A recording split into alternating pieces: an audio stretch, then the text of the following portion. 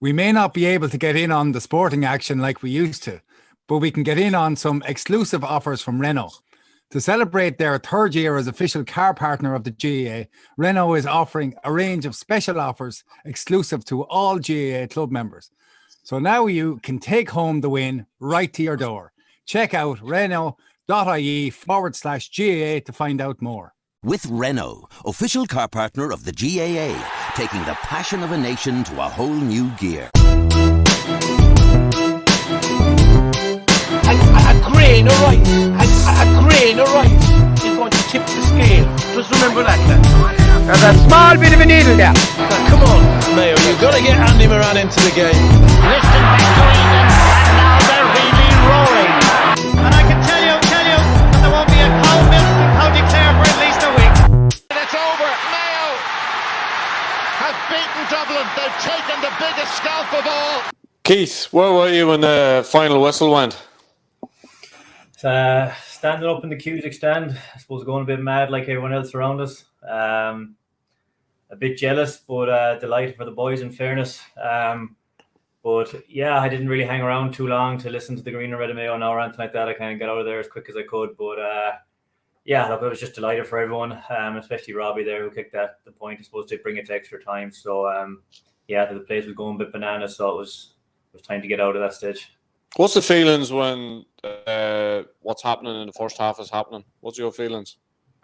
Yeah, the first half was just so frustrating, to be honest. Like you're looking at it, and the boys, like you don't want to be criticizing them because they know them so well and everything, but they were just, I suppose, look, they seem to be playing a bit of a zonal defense on them. You know, they were staying 5 or 10 or 15 meters off them at times, and they were just playing into Dublin's hands, and they just let Dublin hold on to the ball and do what Dublin do, and it was just frustrating. And I met one of the boys, a friend of mine, at halftime, and you know, it was 10-4 at halftime. He just says it felt like a 6-point hammering, you know, like we just could not hold on to the ball.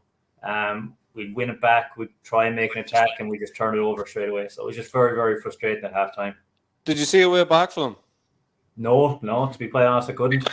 I thought they'd have to come out and maybe go a bit more man to man, but you couldn't really just see where they were going to close a 6-point gap. Like I said, because of Dublin's track record of just being able to dominate games and close games out and just, I suppose, drain the life out of teams with the possession game that they have, you just couldn't see them being able to kind of get 6 points of a gap closed off. But yeah, thank God we were all wrong. Were you taking any solace from the fact that, you know, they turned the Galway game around, or were you just thinking, look, at Dublin are a completely different animal? Yeah, that never really came into my head, to be honest, just because I think it was because of Dublin. You know, when it's any other team, you think you have a chance, but with Dublin, like I said, you just couldn't see how you'd get enough ball to dominate the game to turn around a 6-point deficit. So, like, the more I think back on it, I was thinking about there this morning, last night, like when you look at the kind of final as well, and Mayo, the first half, they were the exact same. They were standing off Galway. They were giving them 5-10 yards. I don't know, was it a tactical master plan by James Horan to start slow and then just come out all guns blazing for the second half, because that's exactly what they did in the last 2 games. But I wouldn't think it is. I think it's just a coincidence. But yeah, like, I mean, the Galway game just never came into my head just because Dublin are just a completely different team. Mike, when you watched that first half, what was the feelings? Sure, it was game over. It was over. Like, I mean, you're lucky that you weren't talking somewhere at halftime predicting the outcome of the game, because everybody was stone wrong. Obviously, you're just looking at that running out to being a 10-point win for Dublin or 10 plus, and you know, again, it's probably understandable in terms of you're missing Cillian O'Connor, one of the best and high scorers in football history. You're missing Oisin Mullen, your most dynamic attacker or defender, but also attacker, obviously. So you could see how it was going to just play out for Mayo, and it was inevitable, really. I mean, like Keith said there, you couldn't see any way that Dublin were not going to win the game. They just looked at their methodical best. They were strangling the game. They got their lead. And probably that score by Conor Loftus right before halftime, while it only made it a 6-point game, it actually made it it was a crucial score. It gave them that small little bit of a nudge of confidence maybe going into halftime. But you still, you know, even James McCarthy to start the second half had that goal chance right off the throw-in, and you're saying this is done. This is all over. And somehow Mayo did what they always seem to do. What was that somehow? How did they manage to turn it around? You see, I think you can be looking at different things there tactically, and James Horn is all this. For me, it was just about energy and enthusiasm, and the difference in pace, the difference in their intensity around the tackle. Now Dublin also got really uncharacteristically sloppy, and I think as a result of the pressure they were coming under because of that energy and that just complete youthful exuberance that Mayo were showing. Like guys like Ryan O'Donoghue and Tommy Conroy, you're looking at those two guys and you're saying, like, are they going to make up enough scores, to make up for the likes of Killian O'Connor being missing? You're saying they're not at that level.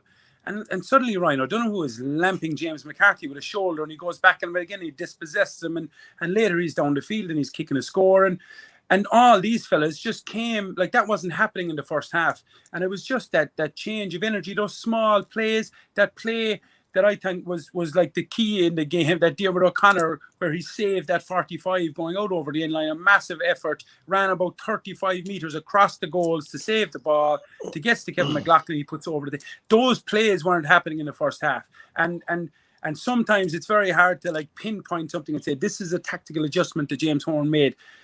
Just a wave of energy came over that team for whatever reason, and they capitalised on it and had the skill and the talent, obviously, to take advantage of it, and Dublin waned.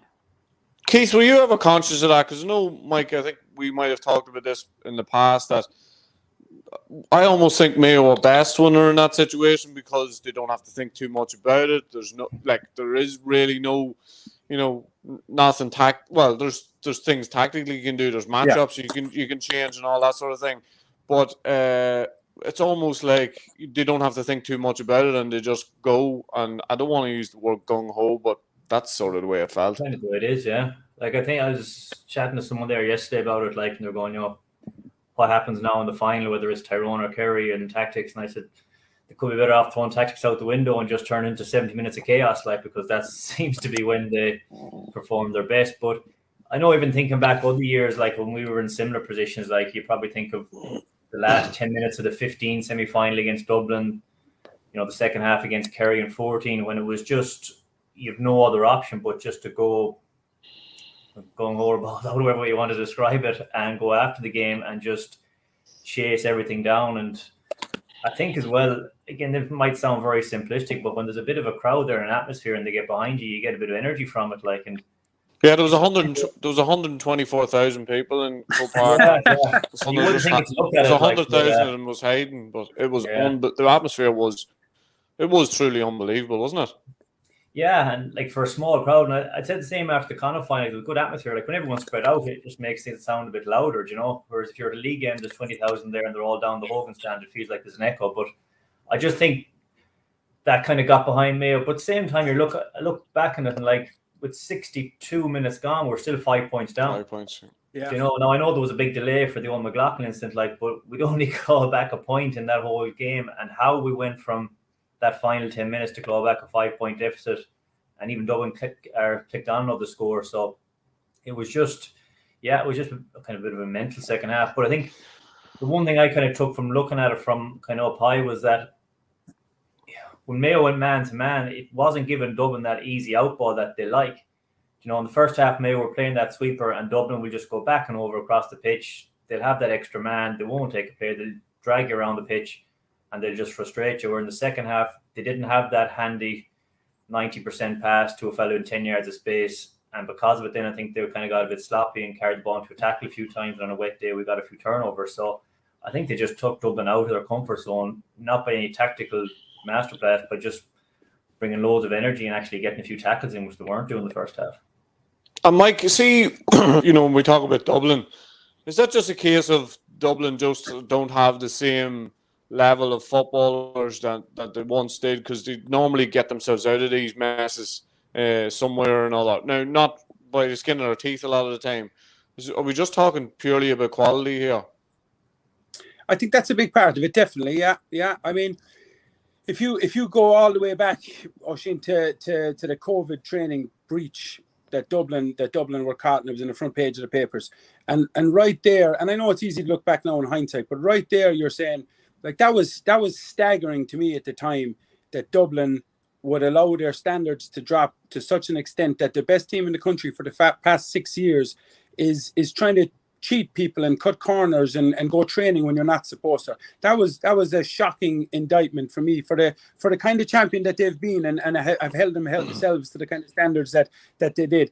And then you look at their league performances, you look at their performances in the Leinster Championship, you look at the Cluxton situation, you look at Eric Lowndes, you look at Kevin McMenamin in the Olympics, you look at Philly McMahon and different bits and pieces, and there's no question that they haven't had the same high standards that they have had for the last number of years, and they have not had the same quality of players coming off the bench or starting the games that they've had for the last couple of years. And again, that's not to say that these fellas won't go on to be very, very good, but right now, like, how many times did Kevin McMenamin come on for Dublin and rescue a game that was gone from them? How many times did Paul Mannion burn fellas and kick scores? How many times did Jack McCaffrey go by fellas and create goal chances for other players? And like, the same level of quality is not there right now for Dublin. And again, I'm not trying to criticize the guys that are there. It's just the people that were there previously were of an exceptionally high quality. Like, you look at the impact from the Dublin bench yesterday. They had 1 point. The Mayo bench outscored them. And I know it's not just about scoring, but that was always something that those guys, the finishers, used to come on, the Cormac Costellos and McMenamins, all the rest of these guys, and they used to rack up 2-4, 2-5, and they'd put the game to bed. Whereas you're not seeing that now, and there's been an understandable slippage of standards, and then also that slippage of quality, which was always going to happen because of the level that other fellas were at. As you say, like, sometimes it is easy in hindsight, but I think we've all mentioned at different stages. Is that a management issue? Like, are we talking like the day Desi Farrell told us he wasn't sure what was happening with Stephen Cluxton? Was that the day that everybody else sort of stood up and said, "Whoa, everything's not what it should be here"? Is it as simple as that?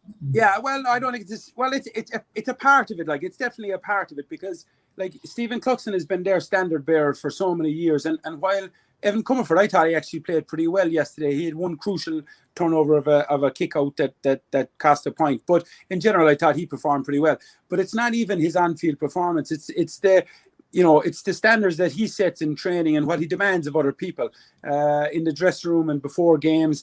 And I think that was inevitable. Anytime you lose leaders of the quality that Dublin have lost, lads, it's impossible to just replicate that with the next guy. And you could say the same with Cillian O'Connor, obviously, with Mayo and how they did it. But this has been a team that's been at the very, very pinnacle for the last, bones of a decade, 6-7 years, 6-7 All-Irelands in a row.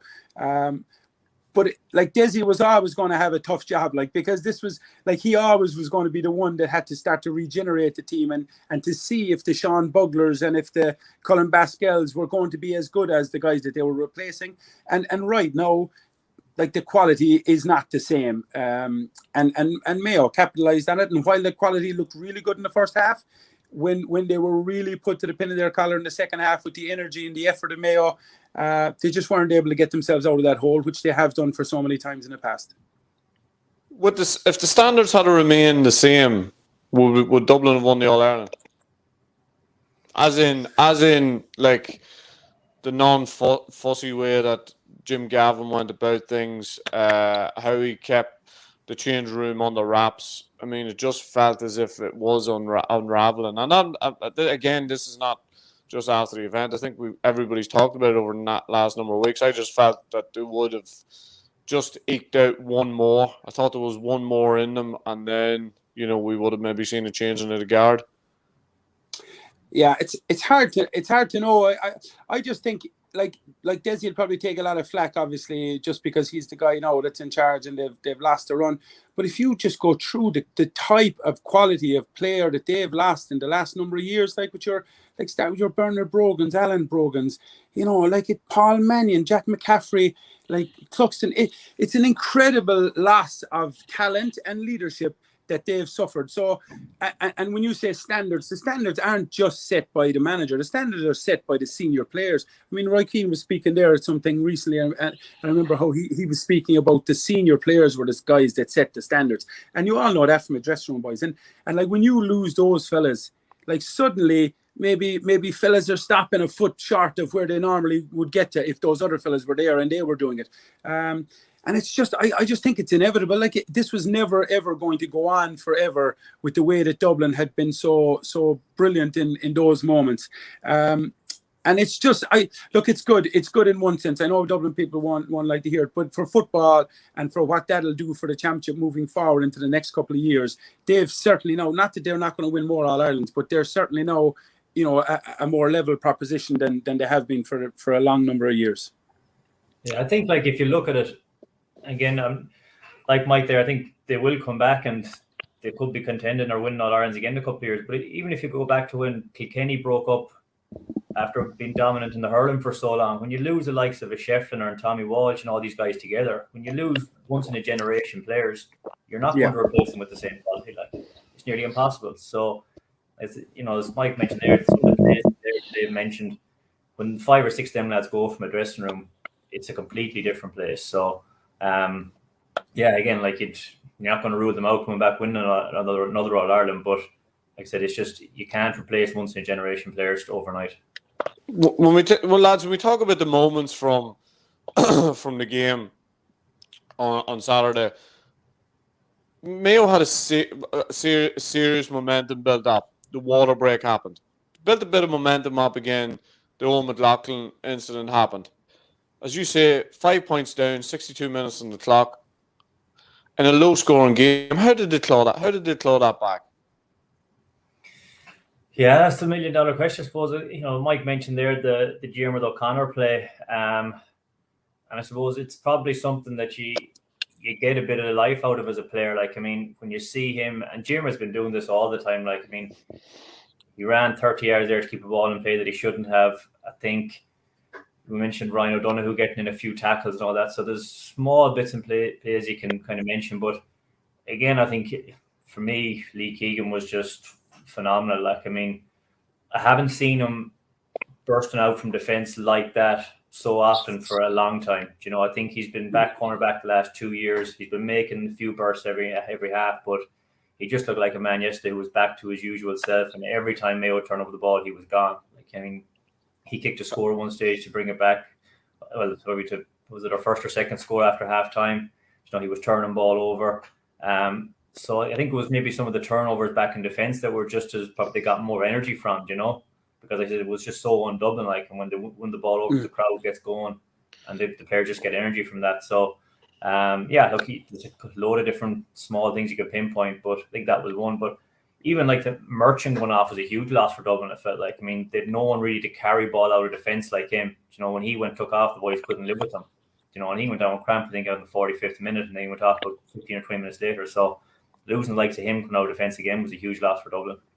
I was just thinking actually about Lee Keegan last night when I heard it's 2 weeks to the Kerry Tyrone game and 2 weeks to the final. I'm thinking Lee Keegan is going to need every one of those weeks, because he looked as if he was in a lot of bother coming off the pitch, but he just ran himself to a standstill. Who was Mayo's big players on Saturday? Oh Jesus! Take your pick. Like, Keegan was obviously just awesome, and it was like the Mayo backs. I thought if you look at the impact that the likes of Conor O'Callaghan had and Niall Scully and all these guys, Kilkenny, Dublin forwards or their whole team contributed 4 points for over 60 minutes of the game. Like, that's an incredible performance. Like, Matty Ruane got no mention from all your superstars in the Sunday game last night. Oisin, you could have given him some shout out. I thought I did mention him, but that was McStay was supposed to mention him, I think.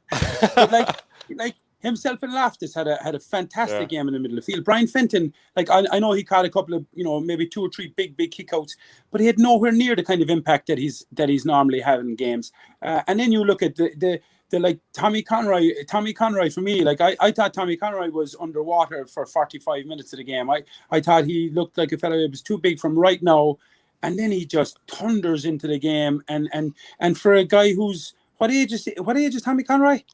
22. 21, 22. I thought he was like a huge leader in the last quarter and extra time. Same with Ryan O'Donoghue. You know, I just thought they had so many guys. Like, fellas came off the bench and contributed. Like, you know, Darren Cohen does what he does, sits in the pocket, lovely little right-legged hook kick over the bar, crucial score. Like, they just and funny, you know, you asked Keith there about what was it that turned the whole thing. I think the performance of the referee actually contributed to Mayo's performance. Like, things were so chaotic. They felt so aggrieved at several of the incidents, and rightly so. Like, James Horan got so hot. I think fellas fed off that kind of energy and that kind of vibe as well, and it drove them on. And it was just, the whole thing lended itself to a real, like, that classic chaotic Mayo performance, where they came out on the right side because of everything was going against them and said they shouldn't, but yet they found a way to do it. How bad was Conor Lane? Yeah, he won't want to watch that. He won't want to watch that game again, you know. And like, it's easy. Like, when I saw that first, the John Small hit, take that one.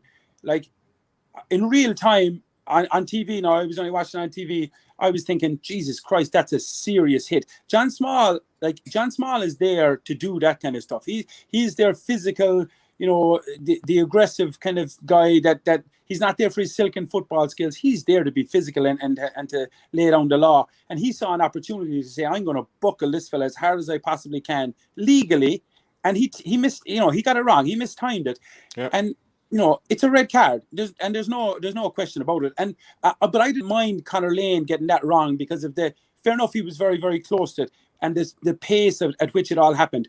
But what really, really, and infuriated everybody, was the fact that he did not immediately stop the game to check on the injured player McLaughlin on the ground. Like, it was clear to everybody that was a serious, serious hit, and it needed to be checked to see was he okay. And that stuff, like all the rest of them, like, you know, Paddy Small at the clothesline should have got a red card. Like, there was loads of other ones. James McCarthy with a nice one. There was plenty of those kind of things that he got wrong, that he didn't get the kind of help that he should have got from his linesmen and umpires and everybody else. But it was that one that really aggravated everybody, that stopped the game. It doesn't matter what happens. If Pascal had scored that goal, lads, there would have been absolute craziness in the stadium if that had happened. I think that's a big thing. Like, I mean, I was over in the Cusick stand, like I was a good bit away from it, and it looked like a fair hit to me as well. But I knew as soon as he got hit that he looked like he was out of the count before he hit the ground. And that's the most important thing, is like, you could when somebody lays on the front away, like, I mean, you know he's in bother, just stop the game. Yeah. Like, whether the goal had gone in or not, secondary, when you see a lad with broken jaw and missing how many teeth, you know. So, but just to go back to your previous question, though, Shane, like, I thought Enda Hessian, when he came on, was very good for another young lad. Very direct, Like, the amount of ball he carried out of that defence in the second half in injury time, like, for a guy that young to do that in a big game, I just thought it just showed, I suppose, again, that fearless that sometimes these young bucks have. Yeah. And when you were sitting in the stand, Keith, because I felt, personally speaking, sitting in the ground, I felt this. Did you think that Conor Lane almost immediately knew what had happened and tried to redress the balance? As in he basically played with Mayo for the next 20 odd minutes. It didn't feel like that from where I was sitting now, but I couldn't get away from it. But like, again, it's funny. Like, I mean, Mike mentioned there the kind of couple of big calls that you can see from anywhere in the stadium that I think he got wrong, but at the same time, and I could get shot for saying this, like, apart from the big ones that he got wrong, I didn't think he was awful bad for some of the other stuff, like, you know. But again, I've only watched it back once, and I watched it back as a supporter rather than kind of trying to analyze it in much detail. So, he got some of the big calls wrong. Like, people are saying the one with who was it, Davy Byrne and Kevin McLaughlin was a black card. Yeah, it probably was, but like, there was two other Dublin defenders around him at the time as well. You know, I know it was cynical and all that, but like, look, it wasn't his best. Look at you know, and it was a manic game, and there's loads of excuses for him, and he didn't get a big pile of help from his mates on the side, from his mates on the sideline. That's a bugbear of mine for a long time, is that, you know, linesmen and umpires, like, you have 5 other people around the pitch. Like, how did the referee not get more help in every game, not just the last day? Like, I mean, Jesus, Like what are they there for? Like I think there's a rule that the linesman can't call a foul, but I mean, what's he there to be looking at? So is he just there to drop his ball without over the line? Like I mean, we need more help. I think, Mike, we've talked about this before. I'm not going to spend too much time on this, but like I think it really genuinely is time for in the NFL they have referee teams that travel together, go from one game to the other, are constantly in contact, know what way each other works, and I think it's time for that. I think it's time for, rather than every time Conor Lane goes out to have two different linesmen. Obviously he has his own umpires, but I just think it's time for teams like that, because it is so important now. Because what I'll hear over the next couple of days is whenever I would be critical of Conor Lane, is that he's a human being, he's a referee, it's a hard job. I tell you what, playing at that level and managing that level is no fucking picnic either. So like I mean, there's, do you know what I mean? So these decisions are so crucial. So crucial. But lads, moving on from that, I have never seen Dublin, never in the 10 years, I've never seen them kick a sideline ball on top of the square. Was that the first time where you just went, nah, this is just not right? But even the last 5 or 6 minutes, they're just literally putting ball into the full forward line, kicking it in, which you haven't seen Dublin do in about, I'd say, since Jim Gavin took over. They'd always just try and work the score, even if it took them 5 minutes. So again, does that come back to what I mentioned earlier on about the standards being gone, training not being the same, the leaders not in the pitch? Like, we can kind of question it all we want because we don't know what's going on in the background. But yeah, like when I saw stuff like that happen, I was like, what's going on here now? It's just not Dublin. Yeah, and it wasn't even that sideline one was one that you were looking at. That was like you'd see that in a junior football game at the weekend. Like that's kind of like, let's lump it into the biggest fella in the parish there at full forward and see if we can get a flick on and get a goal. That's the most un-Dublin like thing we've seen for 10 years. But there was more though. If you look back to that second half, like there was guys playing. Like I think Brian Fenton played a free kick about 25 yards, a punt kick towards.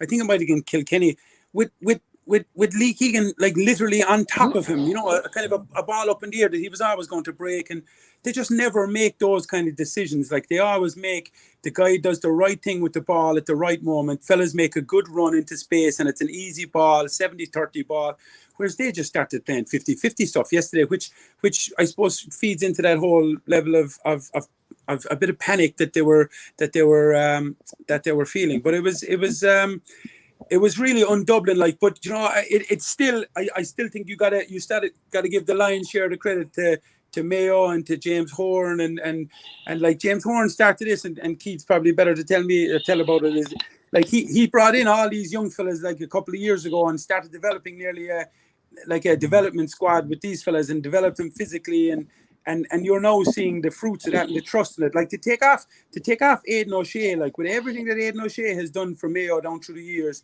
the kind of leadership that he's shown and the football and the tackling and the aggression, to take him off so early and to go and show trust in the guys that you've been developing for the last number of years, and then for them to repay that trust with the kind of performance that they delivered. Like that's a serious sign of the future of Mayo football. You would think as well, Mike, if you were in James Horan's shoes at the minute, are you happy that there's a month, or is a month a wee bit too much? No, I'd be delighted. With it. I think they're on such a high now. They're buzzing so much after doing what they've done, that they'll recover and they'll do nothing for the next week or 10 days. They'll sit back and relax and watch Kerry and Tyrone take lumps out of each other.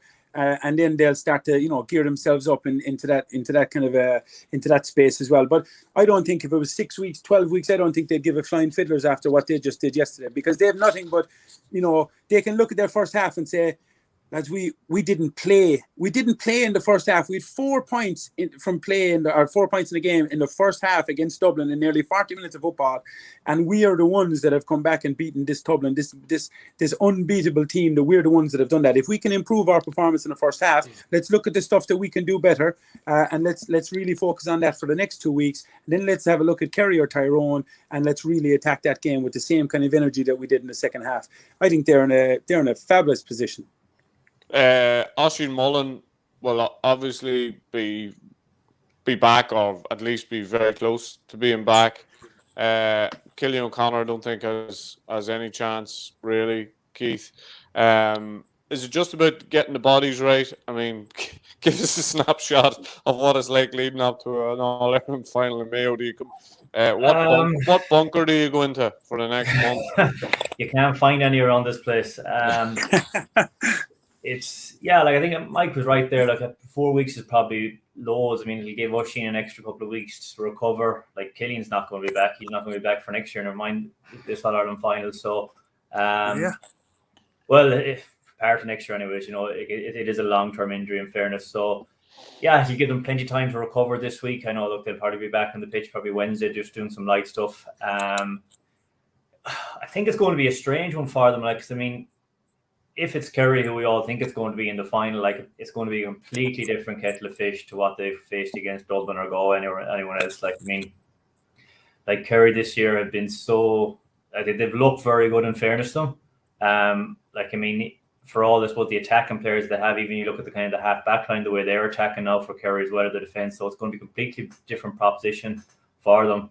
But I think James will be kind of looking at that and looking maybe what Cork did to them in the first 20 minutes and kind of focusing on that and focusing on if they can get their game right again, they'll cause Kerry problems. So again, I'm assuming it's going to be Kerry. It's why you'd never rule out Tyrone. You just can't really see them having enough to beat Kerry. So it's going to be. So you're ruling them out. Huh? You're ruling them out there, so Keith. I don't think it's going to be as straightforward as people think. No, I think Tyrone probably used the whole COVID thing as well to kind of for some psychological advantage, and it's probably nobody else will be better than some of the other teams for using that. But I don't think it's going to be as straightforward as people think. But I just can't see Tyrone having enough to beat Kerry, So Mike. Sorry, Keith. Mike, is it fair to say that having spent a little bit of time in Colin Cooper's company the last number of weeks, is it fair to say that Kerry people are still not 100% convinced? I'm sure you're not going. It's a bit like Dublin. Like everybody was saying, Dublin had fallen off their ledge. It's not until you see it done that you're going to be 100% convinced. And it's the same with Kerry. Yeah, like Kerry have developed a serious team now and a serious squad, loads of talent. Defensively, still question marks, obviously. But until they get over the line and get it done, then obviously that those question marks will remain. But I still think they're in a really good spot. I know this whole drama at the moment now with, will the game get played against Tyrone? Will it not get played? I'm glad they came out last night and put it to bed and said, this semi-final against Tyrone will take place on the 28th or whatever it is, and the final will go back another week to the 11th if whoever's in there.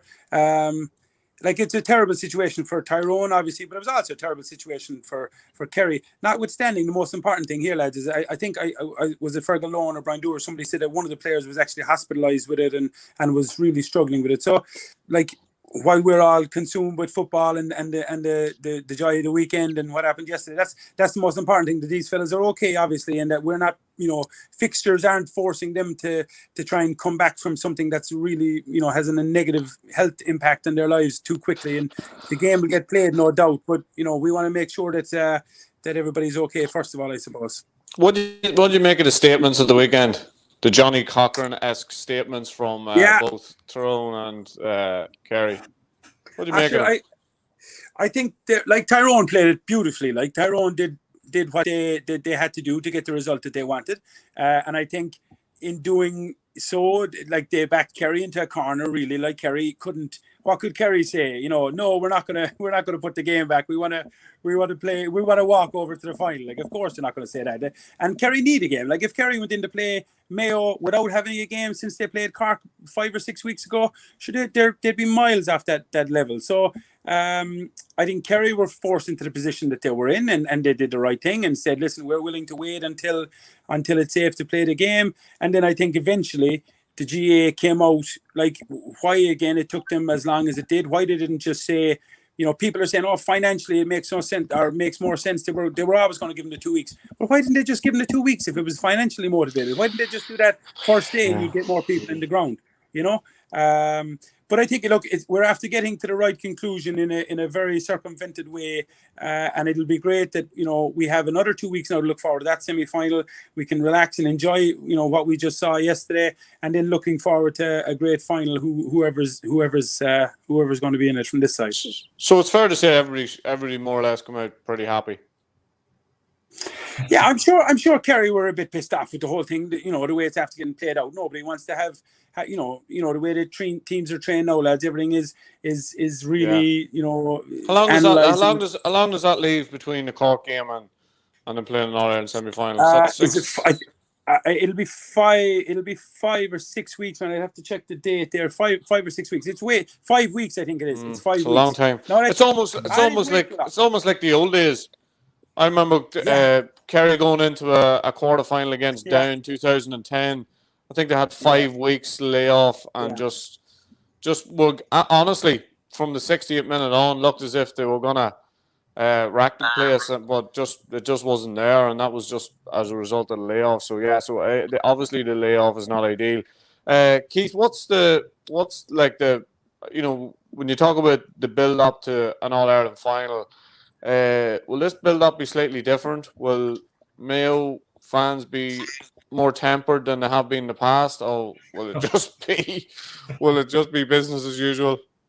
I think it'll just be, well, I suppose you'd hope with the 4-week break you might have this week have just been the usual carnage talking about the massive comeback and everyone been on a high again, and then it might begin to taper a small bit. But I think the fact that you're going to have a reduced attendance, the whole ticket thing is going to be mental again. So I don't think it's going to be any way different to previous ones, to be honest. I think sometimes, and I've said this before, the Mayo supporters are absolutely mental, but in the best possible way. But I just think the next 3 weeks are going to be the exact same. Sometimes you wonder when you listen to some of the talk that goes on, you'd wonder what planet they're on. But obviously after beating the 6-in-a-row champions now, they're going to be on a high, thinking they have a great chance. I think in fairness to James, the boys, they will try and keep it as grounded as possible. There won't be as many distractions as in banquets and fucking banquet tickets and all that type of stuff again, I'd imagine. So it shouldn't be as bad, but I think the general public will be, it'd be hard to get away from it. And just I'm actually going up. I'm going up to Mayo the weekend for 3 or 4 days with the family or whatever. And we were up there. What year was it? No, whatever year. One of the years there that Mayo were in the final, and every year. It's the only county where you pass every single house for about an hour and a half driving through the county. And there's a flag, there's a colour, there's a teddy bear, it's the only other county that I've seen that resembles Kerry, with that level of craziness and in relation to football. There's no tapering this stuff. They're going to be, and this week should be mayhem in Mayo. They should be excited because this is the job that James Horn has done to regenerate that team.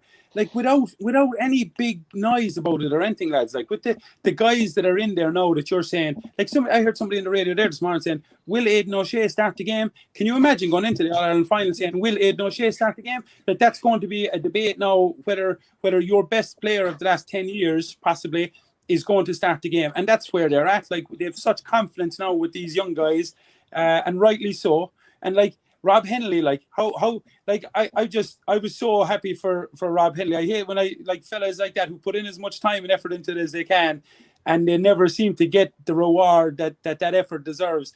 And Jesus Christ, you couldn't but be happy for these fellas. And that's the county. That's the way the county should be. Keith Ricken, the under-20 manager with Cork there. Somebody asked him after one of the games he beat Kerry or something, how are you going to bring him down? How are you going to get him back down on the ground now after being up so high winning the game? And he said, why do I want to bring him back down on the ground for? This is what we're trying all our lives for. Keep him up in this guy, keep him flying. And listen, I understand you can't get carried away, but this is what they've done has been monumental, and it shouldn't be something that we're trying to put into the suitcase straight away. I'm sure James Horn will give him a little bit of time to enjoy it, and then let's focus on the next one. But I think from a Mayo point of view, is we've had so many of these big semi-final wins. That is, and in fairness, most there's a big change in the panel now, but a lot of the lads would have been there for these big semi-final wins before. So I think there does have to be a stage where you know, you kind of realise the big semi-final wins won't be much good in 20 years time you're looking back. So look, obviously they will enjoy it, but I think at the same time I think they're smart enough to know there's a bigger picture there as well. Yeah. But the supporters, like the supporters aren't playing a game. Like the supporters should be bonkers for the next 4 weeks and do as much as you can. Leave the players alone, obviously. But like, sure, if the supporters aren't going to enjoy the next 4 weeks, what are we doing it for? Exactly. Yeah, I think sometimes we get very afraid of some of the emotions that's involved, and there was a huge amount of emotion involved on Sunday. And you know, I always talk about emotion in sport, and like a lot of what Mayo did, I felt at the weekend was just pure will. I used to play. I play with a guy, Francie Bell. He played full back with us, and I remember we were playing in a championship match. And he hadn't trained for about 6-7 weeks. I was suspended for the game, and I suppose he was our most experienced player. He played in the middle of the field, and he was just absolutely everywhere. And it was just pure will. Now, he couldn't walk for a couple of weeks after it, but you know, it's just pure will that was getting him around the pitch. And I even felt yesterday when you talk about Lee Keegan, like I felt over the last number of games, Lee Keegan just the energy just wasn't at the same level. Whereas the other day he was the one that was driving it on all the time. So, Mike, it was obviously, you know, a brilliant weekend of football, topped off by, you know, Offaly and Roscommon in the All Ireland final. And look, it's a game that could have went either way, but it was Offaly's and like, you know, what a win and excitement! 24,000 people at an under-20 final. I mean, phenomenal. Phenomenal, yeah. And the football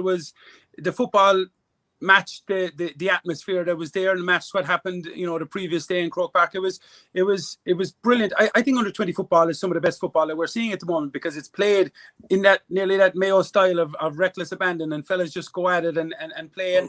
And they're, you know, like obviously the quality of football was really, really good. And you know, some of the scores, some of the play, some of the pace was just brilliant to watch. But like I'm loving what's happening in Offaly at the moment, and I think it's such a template for counties like Offaly around the place, in that middle tier who maybe don't see how to get to the next level. You look at the things that the energy that Michael Dignan has brought to that at grassroots level. You know, I read something this morning where they're looking to have 6 more coaching officers in schools within the next 2 months, and they're looking to have another 3 or 4 by January next year. So they're like, and Shane Lowry coming on board. He's wearing a jersey yesterday. He's jumping around the place. The cameras are going to him all the time. He's putting his money where his mouth is, and he's backing his county. And you can just feel the energy. The positivity in football and the Gaelic games in general in Offaly, and with what John Mahan did and got him promoted, and now you can supplement that senior squad with some of the players and some of the young exciting forwards that they're producing in this group, and I just think it's like Offaly should be used as a template for every other county that's in that mid-level, that's below your Dublins and your Kerrys and your Mayos and Tyrones or whoever else. This is how you can do it there, and to get the very, very most out of them. Boys, when you talk about template, just Mike, sorry, before you go, when you talk about template, so just basically a bit of enthusiasm, a few quid, a golfing personality. No. Like you're talking about, how can we infiltrate get the schools? best? Like how can we get a bit of positivity, a bit of energy working in schools? Like, can we get more coaches in schools? Can we improve the quality of what's being done at ground level in clubs and in schools, development squads, into your minor, into your under-20s, into your senior? Yeah, the money and the celebrity of Shane Lowry obviously helps. But it's coming from leadership, like it's coming from Michael Dignan, because he's saying all the right things, he's doing all the right stuff, he's bringing the right people on board, and it's just it's the way you have to do it. It's the way you bring a bit of energy to a program like that, and hopefully they'll be doing well for years to come. But doesn't that buzz sort of reverberate around everybody? I mean, the hurlers, like, it's not a coincidence. The hurlers are going wild on the 20s after winning the All Ireland, promotion for the seniors. Like, it just has that unbelievable knock-on effect. Whereas over the last number of years, you would feel as if, does anybody really care about what's happening in Offaly?